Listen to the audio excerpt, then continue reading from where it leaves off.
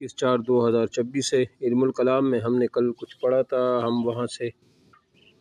آگے آج پڑھیں گے۔ جی ہاں بالکل، آج ہم پڑھیں گے معتزلہ، ٹھیک ہے نا، معتزلہ کون ہے وغیرہ وغیرہ، ٹھیک ہے، ان کی بنیادی عقائد کیا ہیں، یہ آج ہم پڑھیں گے، ٹھیک ہے۔ کل ہم نے اثنا عشرہ امامیہ فرقہ کو پڑھا تھا، آج ہم پڑھیں گے معتزلہ، ٹھیک ہے۔ معتزلہ قدیم کلامی فرقوں میں سے ایک ہے جس کو عباسی دور میں بڑا عروج حاصل ہوا۔ اس مذہب میں بڑے بڑے اہل علم بھی پیدا ہوئے۔ امامت کی مسئلے میں ان کے نقطہ نظر وہی ہے جو اہل سنت والجماعت کا ہے۔ عقائد کی تشریح و قرآن مجید کی توضیح میں ان کے یہاں بھی عقل و رائے کو خاص اہمیت دی گئی ہے اور اس کے نصوص کے متبادل الفاظ میں تعویل سے کام لیا گیا، لیکن اس قدر بھی نہیں جتنا کہ اسماعیلی اور اثنا عشریوں نے کیا۔ اس کلامی مذہب کی بنیاد واصل ابن عطا جو کہ 80 ہجری میں وہ فوت ہو گئے تھے، اور جو 80 ہجری میں پیدا ہوئے تھے اور اس طرح 131 ہجری میں فوت ہو گئے تھے، اور اس کے ساتھ عمر بن عبید نے رکھی، ٹھیک ہے۔ اور اصل میں ان پر بھی عقل یعنی کہ غالب تھا، لیکن جس طرح اسماعیلیوں نے نصوص کا بالکل غیر متبادر معنی لیا تھا نا، مثال کے طور پر زکوٰۃ سے ان کا ایک الگ معنی مراد ہے، یا مثال کے طور پر حج سے وہ ایک الگ معنی مراد لیتے ہیں۔ ہم تو حج کو ایک مخصوص عبادت کا نام دیتے ہیں جو مناسک ہے وغیرہ وغیرہ، ٹھیک ہے، لیکن یہ لوگ جو ہے نا وہ اس کا الگ معنی وہ لے لیتے ہیں، ٹھیک ہے۔ معتزلہ بھی اسی طرح عقل کی پجاری تھی اور عقل کے ذریعے اسلام یا دین کو عقائد کو ثابت کرنے کی ناکام کوشش وہ کرتے ہیں۔ تو یہ ایسا تھا کہ امام حسن بصری کے پاس ایک صاحب آئی اور کہا کہ کچھ لوگ کہتے ہیں کہ گناہ کبیرہ کا مرتکب وہ کافر ہو جاتا ہے، جیسا کہ خوارج کا مذہب ہے، اور کچھ لوگ کہتے ہیں کہ اگر آدمی ایمان رکھتا ہو تو معصیت سے کوئی نقصان نہیں، یعنی بے شک وہ گناہ کرے نافرمانی کرے اس کو ایمان کو کوئی نقصان نہیں ہوتا جب بس ایمان ہو، یہ مرجئہ کا مذہب ہے۔ اس سلسلے میں آپ کو یہ فیصلہ کن بات فرما دیجیے، یہ اس آدمی نے کہا تھا۔ واصل ابن عطا نے حسن بصری سے پوچھا تو حسن بصری غور کرنے لگے۔ واصل ابن عطا جو ان کے تلامذہ یعنی شاگردوں میں سے تھے، وہ مجلس میں موجود تھا۔ اس نے کہا میں کہتا ہوں کہ گناہ کبیرہ کا مرتکب نہ کافر ہے اور نہ مسلمان، بلکہ ان دونوں کے درمیان کے درجہ میں۔ حسن بصری اس کا جواب سے سن کر خفا ہوئی اور فرمایا تم میری مجلس سے چلے جاؤ، یعنی اعتزل عنا۔ چنانچہ واصل اور ان کے ساتھ عمر بن عبید مجلس سے نکل گئی۔ اسی لیے اہل سنت اس گروہ کو معتزلہ کہنے لگے، ٹھیک ہے نا۔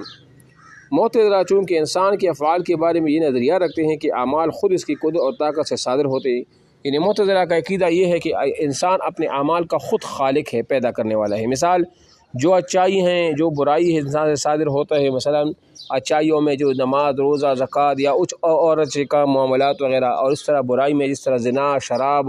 چوری وغیرہ، یہ سارے انسان کے اپنے پیدا کردہ ہے، ٹھیک ہے۔ تو یہ کہتے ہیں کہ اعمال خود اس کی قدرت اور طاقت سے صادر ہوتے ہیں، اس لیے اہل سنت کی کتابوں میں بکثرت ان کا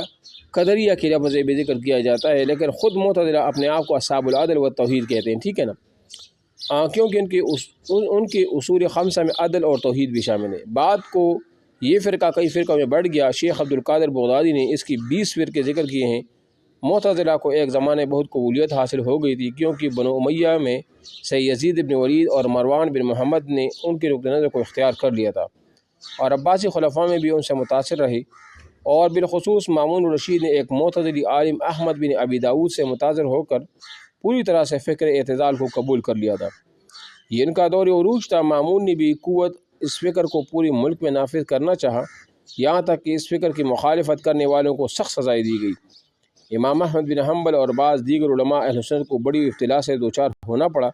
پھر جب متوکل جو عباسی خلیفہ دی آ گئے، برسردار آیا، تو اس نے معتزلہ کے خلق قرآن کے عقیدہ کو لزوم کو ختم کیا، یعنی مطلب انہوں نے معتزلہ کا عقیدہ تھا کہ قرآن مخلوق ہے، جس طرح عام انسان مخلوقات میں سے اس طرح قرآن بھی مخلوق ہے، جبکہ اہل سنت والجماعت میں سے امام احمد بن حنبل کا عقیدہ تو وہ تھا کہ قرآن قدیم ہے، اور اس اختلاف کرنے والوں کو سزائیں دینے کے بعد جو عدالتیں قائم تھی ان کو بھی معطل کیا گیا۔ بنیادی 5 عقائد، یعنی معتزلہ کے جو بنیادی طور پر جو 5 عقائد وہ بتا رہے ہیں آپ کو، ٹھیک ہے۔ تو یہ کہتے ہیں کہ عقائد کے سلسلہ میں معتزلہ کا مسلک 5 بنیادی اصول پر قائم ہیں، جن پر ان کے تمام فرقے وہ متفق کیے۔ نمبر 1 یہ ہے توحید ہے، عدل ہے، وعد و وعید ہے، ایمان اور کفر کے درجوں کے درمیان ایک اور درجہ جس کو منزلہ بین منزلتین بھی کہتے ہیں، اور پانچواں جو ہے نا وہ ہے بھئی امر بالمعروف اور نہی عن المنکر، یعنی یہ ان کے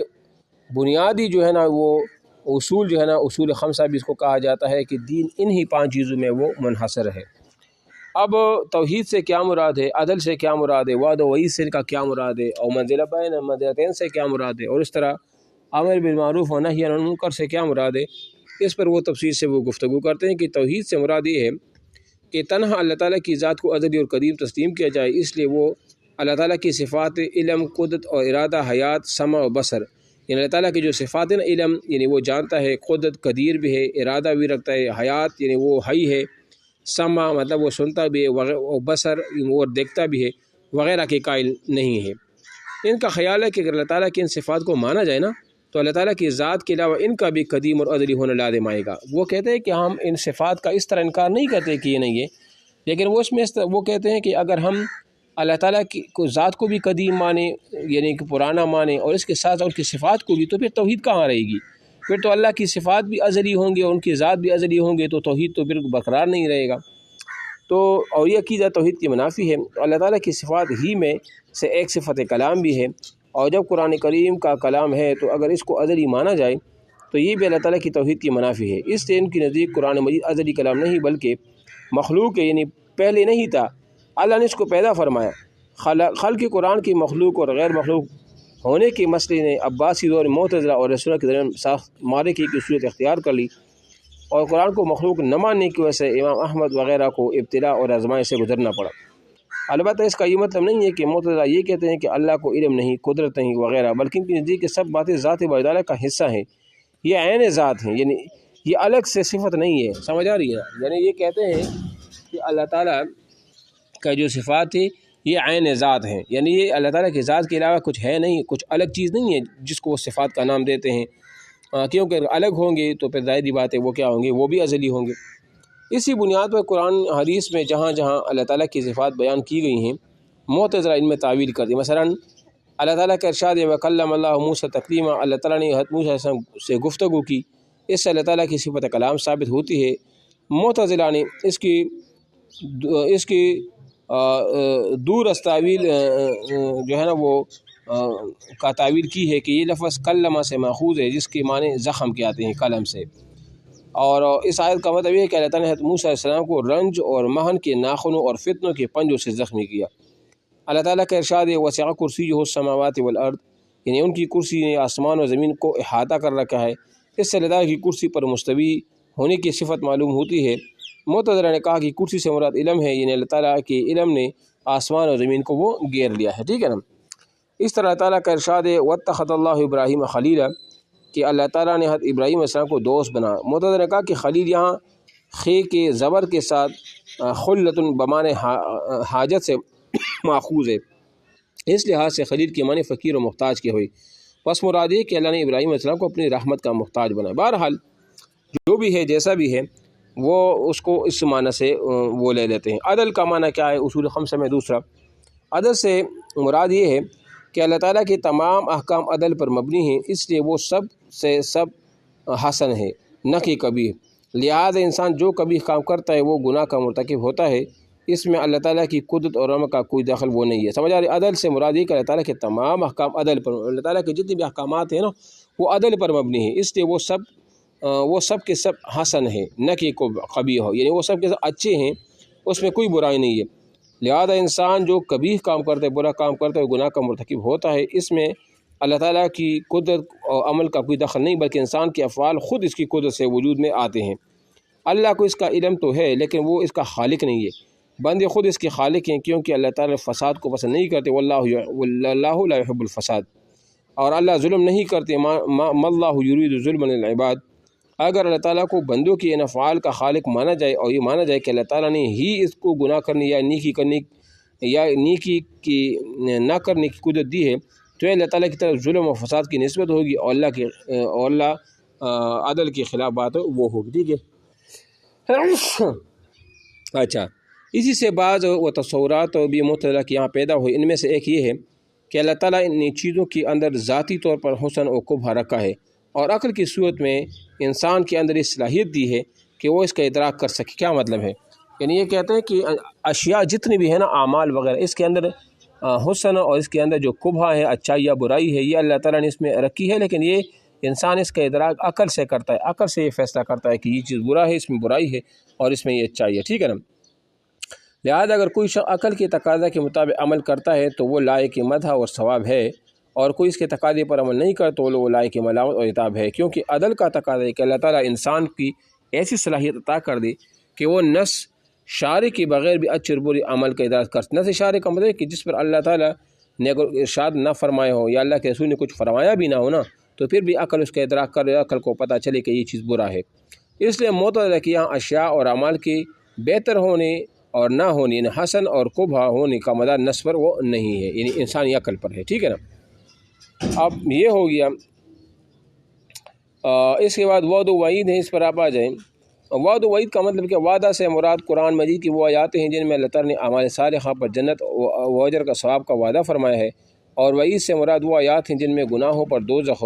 اور عذاب کا وعدہ کیا گیا۔ معتزلہ کی نزدیک اللہ تعالیٰ پر وعدہ و وعید کا پورا کرنا واجب ہے، اللہ پر یہ لازم ہے کہ جو لوگ اس کی اطاعت اور فرمانبرداری کرے ان کی جنت عطا کرے، اور جو لوگ کفر یا گناہ کے مرتکب ہو انہیں دوزخ میں رکھے۔ البتہ کفار کو زیادہ سخت عذاب ہوگا اور گناہ گاروں کو اس سے کم، اس لیے نہ کافروں کی شفاعت ہوگی اور نہ گناہ کبیرہ کے مرتکبین کی۔ یہ ہو گیا وعد و وعید کا ایکسپلینیشن ہو گیا، ٹھیک ہے۔